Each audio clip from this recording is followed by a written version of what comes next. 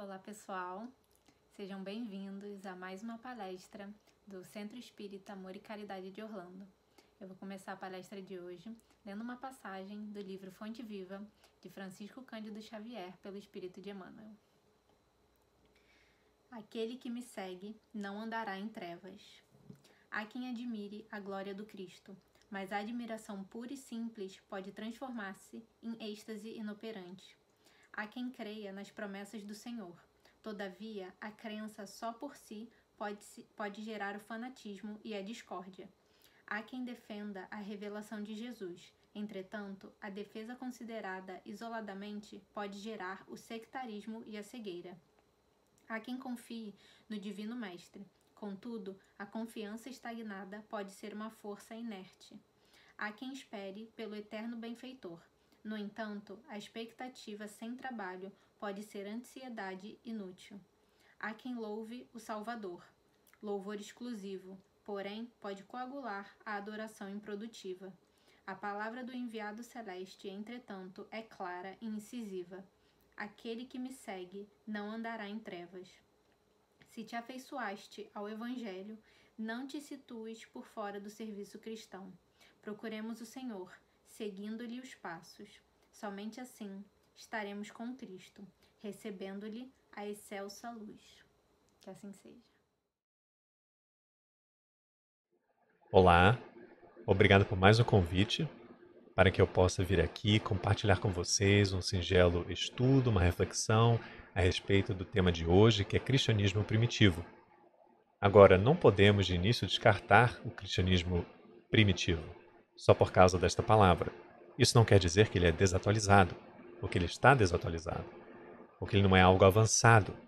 Na verdade, primitivo aqui define o fato de que este cristianismo é o mais adequado a Jesus, é o mais alinhado aos ensinamentos do Mestre, é o cristianismo que de verdade nos ensina a sermos pessoas melhores, que nos ensina a vida verdadeira e como nós devemos agir diante dela, seguindo os passos do nosso Rabi amoroso e misericordioso. Essa é a importância do cristianismo primitivo para todos nós e, portanto, devemos segui-lo, sem questões, sem dúvidas, e estudá-lo e aprendê-lo. E como fazemos isso? Lendo o Evangelho, é claro, para saber o que Jesus quer de nós. Não o que ele quer, mas o que o Pai quer de nós. Perguntando, Senhor, o que queres que eu faça? Conforme Paulo fez nas portas de Damasco. O cristianismo primitivo em si, na história, de acordo com os estudiosos, ele iniciou mais ou menos em torno do primeiro século e durou até o segundo século depois de Cristo, iniciando-se com o irmão de Jesus, Tiago, que carregava um cristianismo judaico, e este foi meio que desfeito no ano 70 depois de Cristo, quando o general Tito veio e destruiu Jerusalém junto com o templo.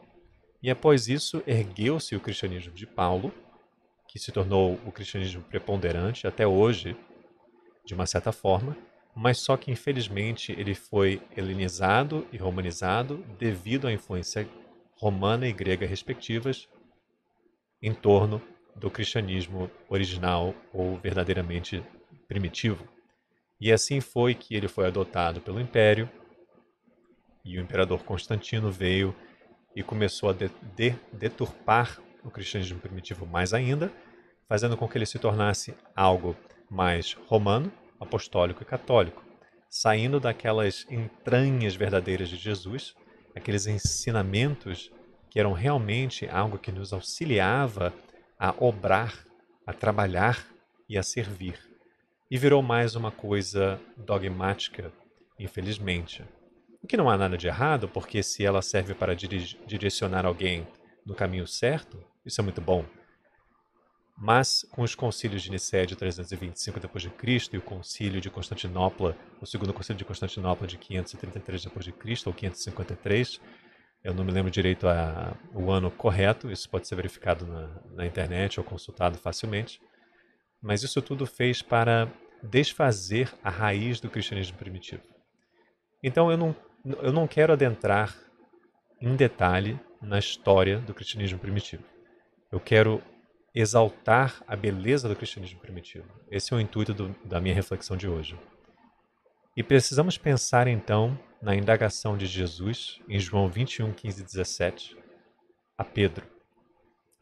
Assim, após tomarem o desjejum, Jesus questionou a Simão Pedro: Simão, filho de João, tu me amas mais do que estes outros? Respondeu ele: Sim, Senhor, tu sabes que eu te amo. Jesus o encarregou: Cuida dos meus cordeiros. Outra vez, Jesus lhe perguntou: Simão, filho de João, tu me amas? E ele afirmou: Sim, Senhor, tu sabes que eu te amo. E Jesus lhe confiou: Pastoreia as minhas ovelhas. E pela terceira vez Jesus perguntou: Simão, filho de João, tu me amas? Pedro ficou angustiado por Jesus haver lhe perguntado pela terceira vez: Tu me amas? E assegurou-lhe: Senhor, tu conheces todas as coisas e sabes que eu te amo. Comissionou-o Jesus: Apacenta as minhas ovelhas. Nós precisamos fazer essa pergunta a nós mesmos, no íntimo, ao despertar para um novo dia. Como se Jesus estivesse indagando-nos: Tu me amas? E como é que nós podemos responder a esta pergunta de Jesus? Agindo conforme Ele pediu a nós, conforme Ele deixou como exemplo para nós agirmos diante dos outros. Amai-vos como eu vos amei. Então, se nós despertarmos para um novo dia e não fazermos isso no nosso comportamento com os demais, como que nós estamos amando Jesus, se não for simplesmente um amor superficial e não um amor total que se entrega 100% à realidade do comportamento que Ele espera de nós? Como está o nosso relacionamento com Jesus quando nós pensamos sobre esse questionamento que Ele fez a Simão Pedro? Apacenta minhas ovelhas. O que Ele quer dizer com isso? Cuide de meus filhos, de meus pequeninos, meus irmãos pequenos, como eu fiz. Tive fome e me deste de comer, tive sede e me deste de beber, estava nu e vestistes-me, era estrangeiro, me acolheste, estava doente e foste me visitar. Todas essas coisas, nós precisamos entendê-las como exemplo do que nós precisamos efetuar em nosso dia a dia. Porque se assim o fizeram desses meus irmãos, até os pequeninos, a mim o faz. É simples. Se nós estamos fazendo o melhor possível dentro do que nós temos, de dar como amor para o demais, nós estamos fazendo a Jesus. Então poderemos, de fato, ir para a cama à noite após reflexionar sobre o dia e nossas atitudes, conforme Santo Agostinho nos ensinou no Livro dos Espíritos. Nós poderemos então respondê-lo solenemente: Jesus, eu te amo, porque eu não fiz nada ao contrário do que o Senhor pediu de mim, o que o Senhor solicitou que eu fizesse. Se nós estivermos no dia a dia e tivermos um argumento, ou não concordar com a opinião de alguém e julgar aquela pessoa e maltratá-la, descartá-la, porque ela não está alinhada com o meu pensamento, com a minha crença, com a minha política, seja o que for, como que nós estamos sendo aqueles que Jesus quer amar? Aqueles que Jesus pergunta: Tu me amas? Como que nós estamos amando Jesus se nós estamos nos diferenciando, criando cisões, divisões a respeito dessas questões singelas do dia a dia com os demais? Nós precisamos pensar nisso, refletir nisso e agir com carinho, tolerância. Entender só porque o outro não concorda comigo não quer dizer que ele esteja errado. Às vezes eu estou errado. Talvez eu precise refletir sobre os meus pensamentos, as minhas conclusões e entender por que este outro ou outra pensa assim. Em vez de reclamar ou falar mal com a pessoa, ou dizer que ela não está correta, não está certa, ou talvez calar essa pessoa para que ela não continue com suas ideias, nós devemos sim calar a nós mesmos, silenciar, ir para o aposento, orar, que o Pai nos ouvirá, e assim vigiar e orar, ou seja, entender como nós devemos agir diante de uma situação dessa. Nós não podemos ser somente seres que reagem a uma situação dessa. Nós precisamos ser seres que pensam e refletem e depois agem, ou age com calma, com tranquilidade. Mas enfim, é difícil para nós, porque muitos de nós ainda estamos nesse patamar, e é normal pelo fato de morarmos na Terra, um planeta que nós sabemos estar ainda em provas e expiações, embora já na transição há um tempo, mas mesmo assim ainda nos encontramos numa situação meio difícil. Então aquele novo mandamento que Jesus nos disse em João 13:34, de amei uns aos outros como eu vos amei, é muito relevante. Porque somente assim podemos dizer, Jesus, eu te amo. Porque se eu estou tratando o outro como Jesus nos tratou, eu posso dizer, confiante, sim, eu te amo, Jesus, porque eu estou apacentando as suas ovelhas. Eu estou tratando todos conforme o Senhor nos tratou. Claro que não será o mesmo amor que Jesus nos ofereceu, porque nós não somos nem um pouquinho perto da grandeza desse mestre maravilhoso. Entretanto, podemos oferecer um pouco do que temos em nós, com muito carinho e amor. Então, nós temos que nos perguntar, eu amo Jesus? O que eu tenho feito para demonstrar a Jesus que eu realmente amo o meu mestre? Eu aceitei Jesus. Ok, eu aceitei Jesus. Mas ele me aceita com os meus comportamentos? Eu estou alinhado com o que ele deseja de mim? Com as minhas obras? Com o que eu estou fazendo? Ou estou perdendo meu tempo fazendo nada? Estou perdendo meu tempo reclamando da vida? Estou perdendo meu tempo brigando com alguém porque essa pessoa não pensa igual a mim? Como assim? Eu não posso esperar que todos pensem igual a mim? Imagine! O mundo seria entediante se todos pensassem igual a mim. Aliás, seria um grande problema porque nós acabaríamos nos irritando com nós mesmos. Conosco mesmo.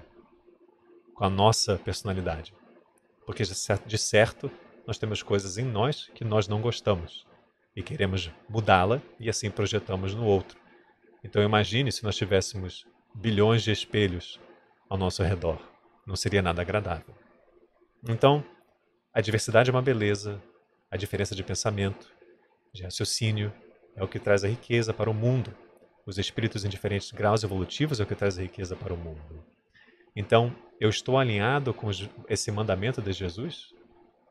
Eu devo estar alinhado com esse mandamento de Jesus, especialmente se eu sou espírita e sei da realidade da reencarnação, entendo a realidade de que todos nós estamos aqui por passagem. Como que eu vou ter um problema com alguém por causa de uma diferença provisória que dura somente uma existência de 30, 50, 60, 70, 80 anos? O que isso me importa na grandeza da realidade da minha vida eterna? Ou imortal, melhor dizendo. Então, estamos alinhados com a lei divina? Como que nós vamos saber disso? Bom, questão 621 do Livro dos Espíritos, onde que está escrita a lei divina, está escrita na consciência. Então, é refletir, deitar na cama conforme Santo Agostinho nos disse, como eu já disse antes, e pensar, eu fiz certo, hoje, tudo que eu fiz está certo, o que eu estou fazendo está certo, e garanto que lá no íntimo, no cerne, algo lhe responderá dizendo sim ou não. E que seja o seu sim, sim, e o seu não, não. Que a consciência vai responder assim, porque ela está aliada às leis de Jesus. Então, nós vemos na introdução do Livro dos Espíritos que a moral dos espíritos superiores se resume, como a do Cristo, nesta máxima evangélica, fazer aos outros o que quereríamos que os outros nos fizessem, isto é, fazer o bem e não o mal. Neste princípio encontra o homem uma regra universal de proceder, mesmo para as suas menores ações. Então isso é muito importante. Lembrando que uma das grandes frases do Espiritismo é fora da caridade não há salvação. Ou seja, a caridade é o quê? Seria justamente isso, amando uns aos outros, tratando-os com tolerância, fazendo o melhor possível dentro de nós para entendê-los e não maltratá-los porque eles são diferentes de nós. Aliás, a palavra caridade, no original do hebraico, significa, ou não significa, mas é emuná, e o sentido dela no hebraico é obras, boas obras. Então a fé não pode simplesmente ser algo de crença. Eu creio, então eu estou salvo. Eu creio, então minha vida está bem, eu não preciso fazer nada ativamente, eu não preciso efetuar nada, basta crer para estar salvo. Não é exatamente assim. Se fosse assim, Jesus não teria feito obras também. Ele deu o exemplo de fazer obras após obras após obras. Então, está incumbente em nós para realizar o mesmo. Nós precisamos fazer o que ele fez. Gerar obras, boas obras, de fato. Porque a fé, que é só a crença, não leva muito. Então, é esta conversa com Jesus, quando ele pergunta: tu me amas? O que tu tens feito para demonstrar que me amas? Quais as obras que tu tens feito para demonstrar a mim que tu me amas? Então, o interessante também é que a palavra caridade em hebraico, a fé em hebraico é emuná, conforme eu disse, mas a palavra caridade em hebraico é tzedaká. E tzedaká tem base no judaísmo e deriva da palavra tzedek. E tzedek em si significa justiça. O seu significado geral é virtude, justiça. Caridade é justiça. Por quê? Porque no judaísmo, que está de acordo com o cristianismo primitivo, é claro, até um certo ponto, porque o cristianismo primitivo deriva do judaísmo, que Jesus veio cumprir a lei, ou seja, veio cumprir o que está na Torá. Então, a virtude significa justiça, que significa caridade em hebraico. Ou seja, o que isso quer dizer? No judaísmo, se alguém vem e não tem dinheiro, não tem meios e recursos e outra pessoa nasceu rica, existe aí uma injustiça que precisa ser balanceada e colocada numa linha reta. E então eu preciso dar do que eu tenho para o outro. É minha obrigação. Essa é a minha boa obra. A minha fé ativa, a minha emuná, que é uma obra boa realizada, a minha caridade, tzedakah, que vem do tzedek, que é a justiça. Eu estou agindo na justiça porque eu estou dando àquele que falta alguma coisa do que eu tenho, que é em abundância, ou talvez não em abundância, mas o que eu tenho de qualquer forma eu já estou dando para aquele. E significa mais ainda se você não tiver muito e der para alguém que não tem também, isso é mais importante ainda, conforme aquela história do óbolo da viúva. Mas enfim, é uma virtude. É muito interessante analisar isso. E nós temos aqui a frase de Jesus que ele fala: não vos admireis com isto, porque eis que vem uma hora em que todos os que dormem nos sepulcros ouvirão a sua voz e subirão e despertarão. Os que tiverem feito o bem despertarão para a vida, e os que tiverem praticado o mal despertarão para o julgamento. Ou seja, o que você tem feito de bem? O que tem feito de mal? Basta não fazer o mal? Bom, nós sabemos que não era assim, que não é assim exatamente. No Livro dos Espíritos, na questão 642, nós vemos: para agradar a Deus e assegurar a sua posição futura, bastará que o homem não pratique o mal? E a resposta é categórica: não. Cumpre-lhe fazer o bem no limite de suas forças, porquanto responderá por todo o mal que haja resultado de não haver praticado o bem. E se procedermos de acordo com o que nós estamos falando aqui da caridade, questão 886, qual o verdadeiro sentido da palavra caridade, como entendia Jesus? Benevolência para com todos, indulgência para as imperfeições dos outros, perdão das ofensas. Nós precisamos colocar isso no interior e carregar isso em nossa consciência diante de todas as situações do dia a dia. Então nós vemos que, também, de acordo com essa fala de Jesus, que eis que vem uma hora em que todos os que dormem nos sepulcros ouvirão a sua voz e subirão e despertarão, os que tiverem feito o bem despertarão para a vida, e os que tiverem praticado o mal despertarão para o julgamento. Nós sabemos que isso é a reencarnação. O que tu tens feito nesta existência que tens lhe despertado? Despertará para uma nova vida, a vida real no reino dos céus que Jesus nos fala, da qual Jesus nos fala? Ou será uma vida de julgamento, ou seja, outra encarnação onde tu terás que corrigir tudo o que tu tens feito e pagar tudo até o último ceitil? Por isso que Jesus nos ensina: enquanto caminhas com seu adversário, reconcilia-te com este. Ou ao inverso, reconcilia-te com seu adversário enquanto caminhas com ele. Não é? É muito interessante quando nós conectamos os pontos dos ensinamentos e vemos o hebraico original e como também o ensinamento de Jesus está completamente alinhado, ou seja, o Espiritismo. No contrário, o Espiritismo está completamente alinhado com os ensinamentos de Jesus. É uma coisa muito bela isso. E a palavra ressurreição em si, que é uma coisa vista no Evangelho, que nós podemos falar está alinhado com essa frase aqui, na verdade um despertar para a espiritualidade, se nós olharmos para a palavra em hebraico.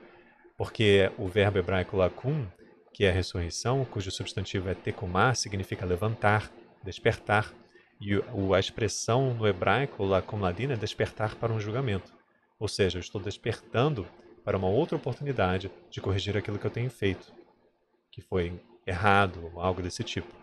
Então, a reencarnação está aí no ensinamento de Jesus.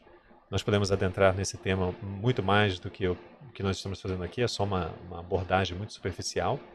E eu encorajo a todos a ler e estudar sobre isso. Tem muitas boas obras disponíveis a respeito disso, incluindo as obras do professor Severino Celestino. Então, se nós precisamos obrar, nós precisamos obrar.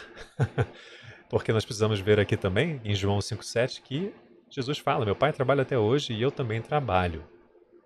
Se o pai trabalha e ele trabalha, nós não precisamos trabalhar. E de fato a palavra original no hebraico não é nem trabalhar, é servir.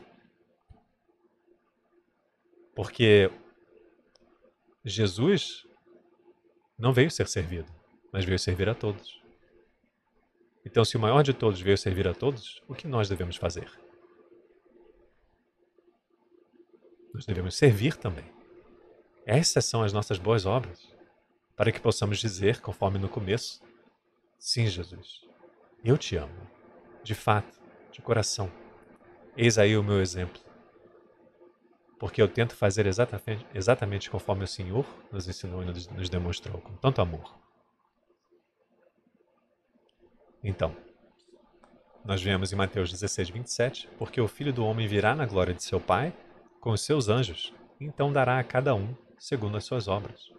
Está aí, cada um segundo as suas obras. Suas obras foram boas ou más?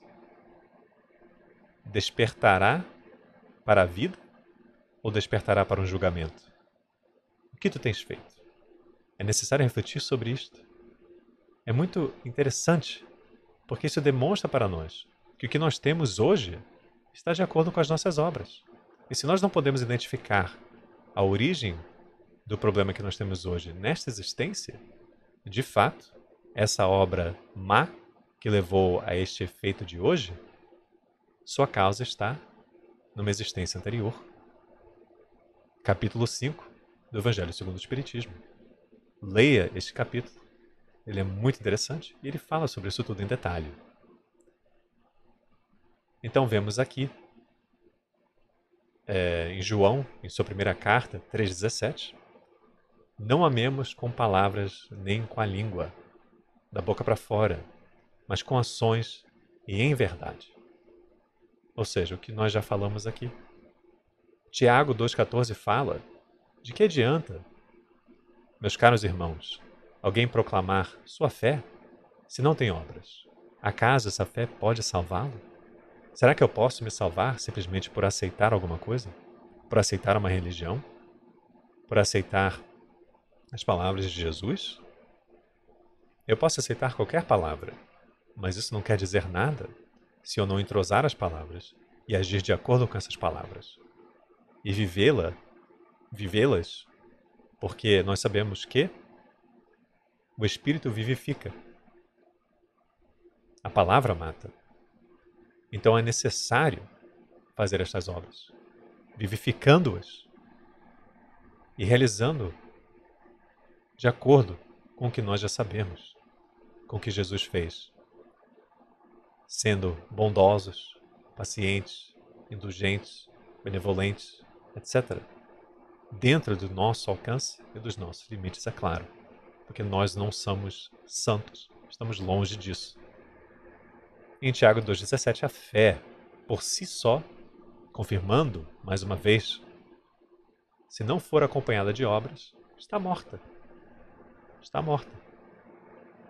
Completamente morta. E é isso que Paulo nos fala em Hebreus.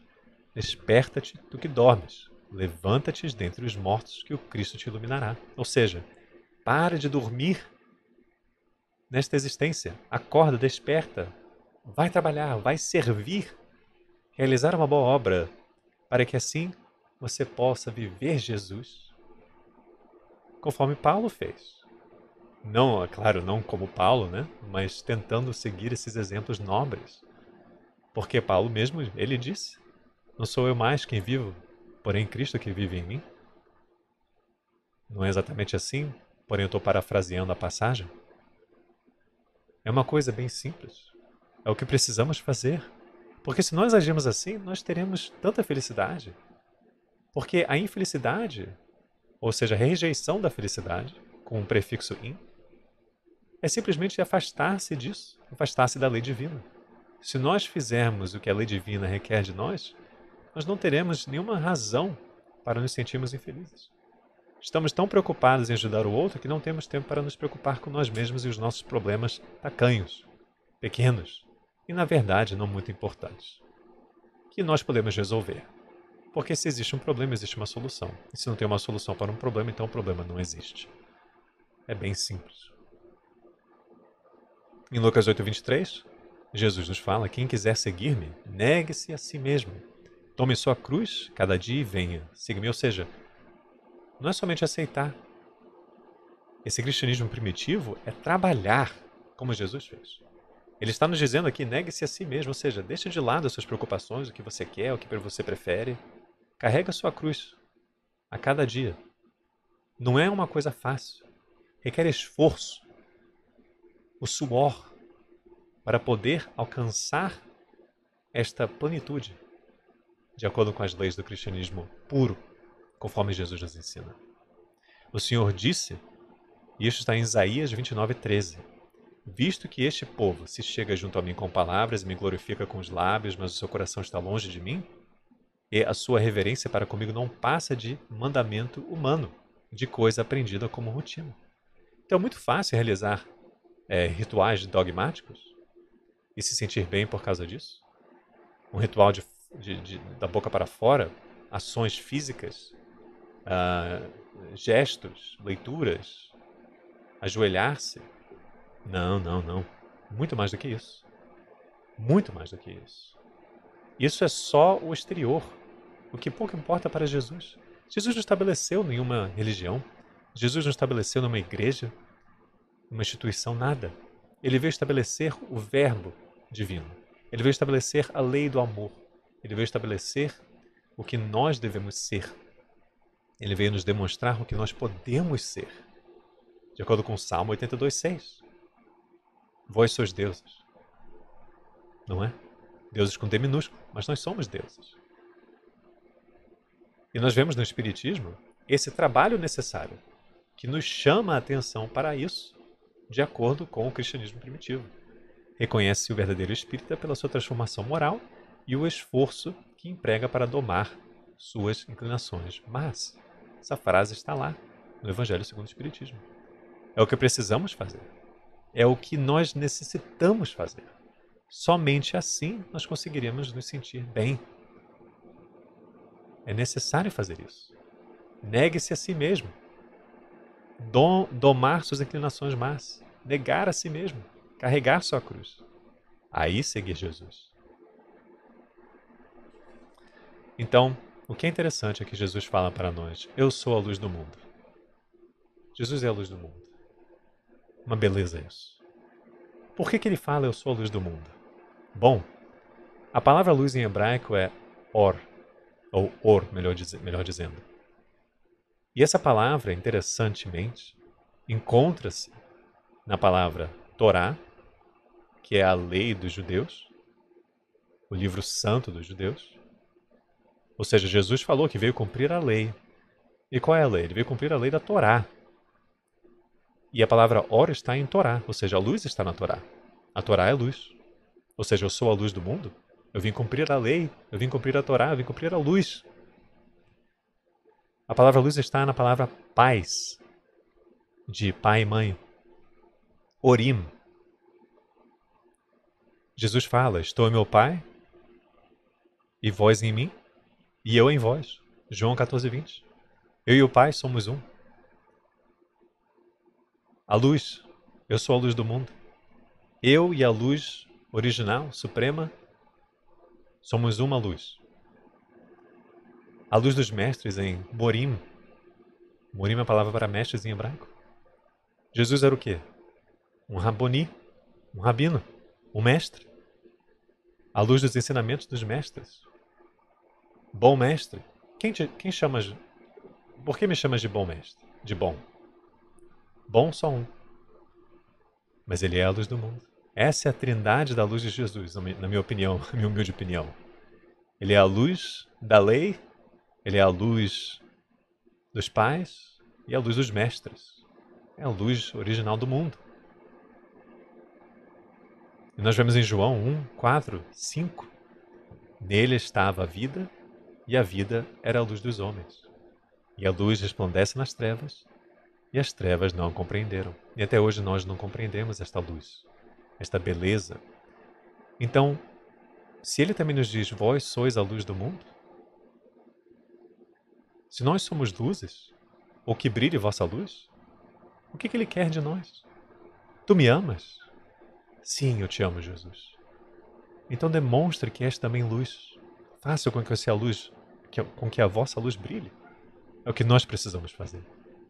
E assim poderemos nos sentir um só com Ele e um só com o Pai, conforme Ele nos diz. Eu e o Pai somos um. É uma beleza isso. Eu sou a luz do mundo, quem me segue não andará em trevas, mas terá a luz da vida. João 8,12. Olha só, é uma poesia universal. Não andará em trevas. Se a minha luz está saindo de mim, não para de jorrar de mim, que trevas que eu terei? Eu não terei nem sombra, porque eu vou iluminar tanto. Observe uma luz, a luz não tem sombra. O objeto ao redor da luz terá sombra.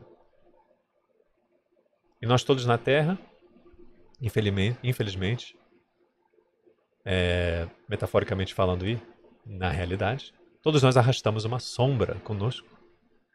Mas se nós deixarmos a luz brilhar, essa sombra se desfaz, metaforicamente falando.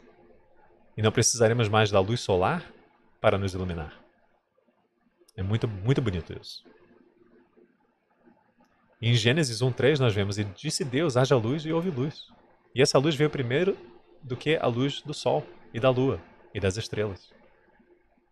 Então, se essa luz veio primeiro e Jesus também diz, eu sou a luz do mundo, quem será que é essa luz que Deus disse, haja luz e houve luz? João 17,5, e agora, Pai, honra-me junto a ti, com a honra que eu tinha junto a ti antes que o mundo existisse. Está aí a resposta. Jesus, isso está em João 17,5. Jesus era a luz, antes que o mundo era mundo. Eu já era. Jesus é a luz do mundo. É a luz que veio iluminar as trevas, ou desfazer com as trevas.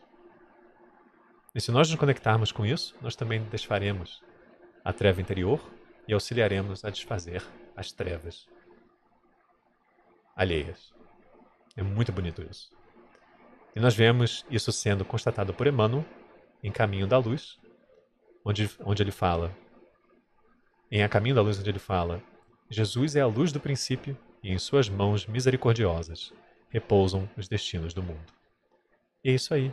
E nós somos, cada um de nós, um mundo repleto de histórias, experiências multimilenares como espíritos imortais que somos.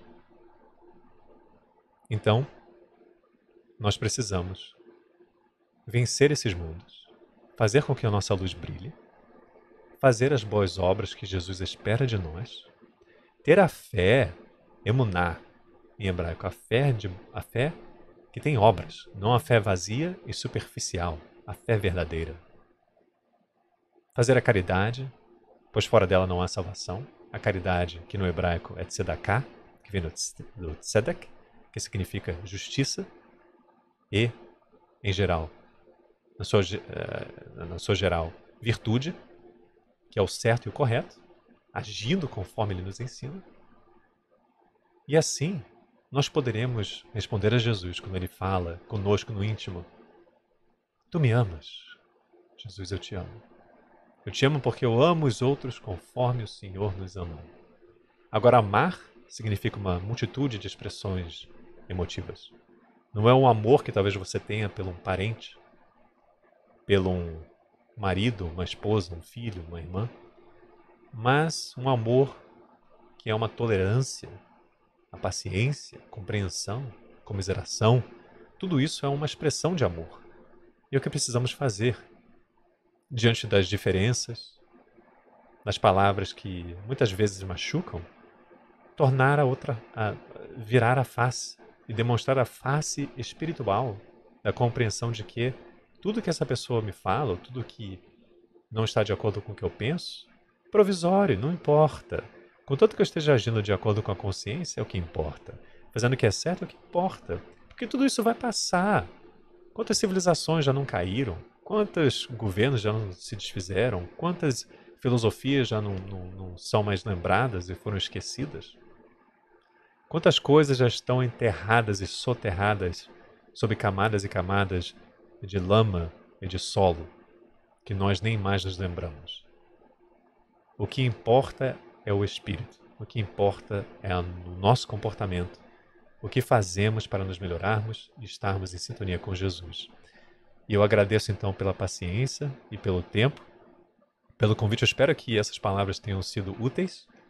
Certamente o estudo foi bem breve, para mim foi muito útil.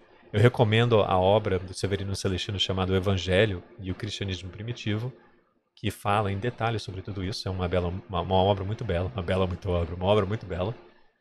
E para finalizar, eu peço a licença para compartilhar um poema com vocês. Foste o amado Senhor, caminhaste entre nós, merecedor de todo o nosso louvor. Ensinaste a converter o algoz, deixaste pegadas luminosas, preparaste a casa para a nossa chegada. Ao seu redor espalhaste o perfume de rosas, traduziste a palavra viva mais elevada. Fizeste uma presença inesquecível, cantaste sobre outras moradas, demonstraste como o amor é imprescindível, emanaste de vossa aura luzes douradas. Reinaste no céu, reinaste na manjedoura, retiraste do coração humano o fel, restauraste a alma duradoura. Esquecido no turbilhão dos egos, relembrado na miséria dos evos, mutilado por equivocados pregos, elevado pelos dedicados servos. Marcaste a psique humana, mostraste a bússola que reside no interior, lapidaste a essência mundana, brilhaste vossa luz para todo o exterior. Carregaste a cruz com humildade, revelaste ser o maior da humanidade. Foste o verbo da divindade, abriste o mundo para uma nova realidade. Despertaste Lázaro em seu túmulo, resgataste um cego de nascença, foste linchado ao cúmulo por outros sem verdadeira crença. Amaste sem cessar, seguistes assim até a atualidade. Conseguistes acessar o contínuo da individualidade. Mostraste ainda para os cegos, falaste ainda para os surdos, embora recebeste os látegos e escutaste os absurdos. Exemplificaste a meta do homem integral, modelaste a obra final, apresentaste o mais refinado grau do ser plenamente divinal. Cobriste os pobres com frio, alimentaste os famintos da rua, és a fonte do mais belo rio, foste para o solo humano a mais bela charrua. Recolheste um gado, ovelhas que continuam ainda desgarradas, encontram-se no seu celeste condado, nesta terra onde estão amarradas. Trouxeste a verdade para nos libertar, ouça quem tiverdes os ouvidos de ouvir, veja quem tiverdes os olhos para enxergar. Quiseste somente nos unir. Multiplicaste peixes para a massa, acalmaste a tempestade no lago de Genezaré, arremessaste a rede na caça por homens de pouca fé. Cumpriste o dever mais importante, ungido pela inteligência suprema, comunicaste o sermão mais intrigante naquela montanha em área tão erma. Até hoje permaneceste na consciência, pela bondade que nunca cessa, pela divina e verdadeira essência, buscamos o Senhor à pressa. Mas está aqui no coração. Estás aqui no coração. Venha ter conosco, Jesus. És a mais viva oração. Afinal, és para nós a mais bela luz. Muito obrigado. Que Deus nos abençoe e abençoe todos vocês. E que Jesus sempre nos ilumine. Muito obrigado. Que assim seja.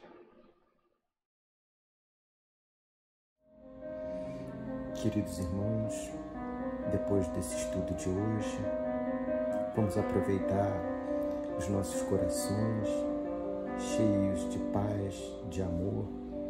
Vamos fazer uma corrente para os nossos irmãos que não puderam estar aqui presentes conosco virtualmente, mas que estão passando por algum momento de aflição.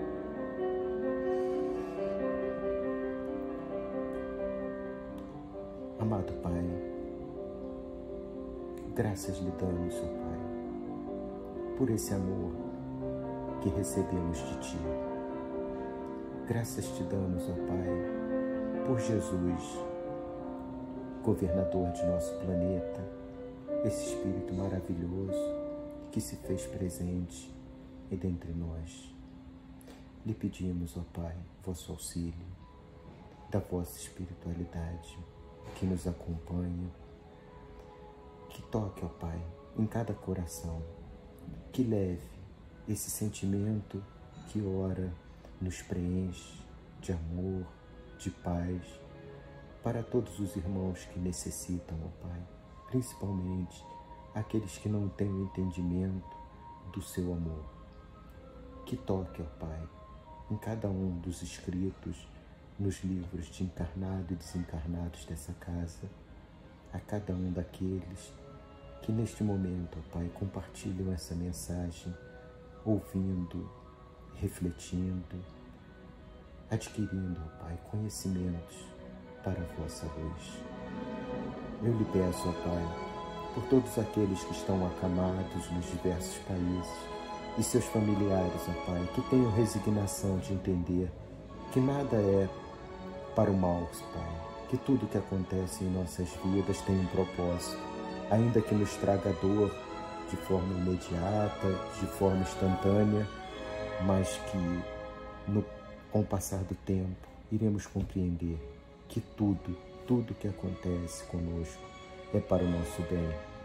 Assim, ó Pai, lhe pedimos que estenda a vossa mão com muito amor, com muito carinho, sobre as nossas cabeças, nos enchendo de esperança em um dia melhor, nos enchendo de amor ao próximo e que possamos aprender essa lição o mais rápido possível para que ela não se prolongue por tanto tempo. Esteja com todos nós, ó Pai, nessa semana que se aproxima e nas próximas, com muito amor e entendimento. Que assim seja. Graças a Deus.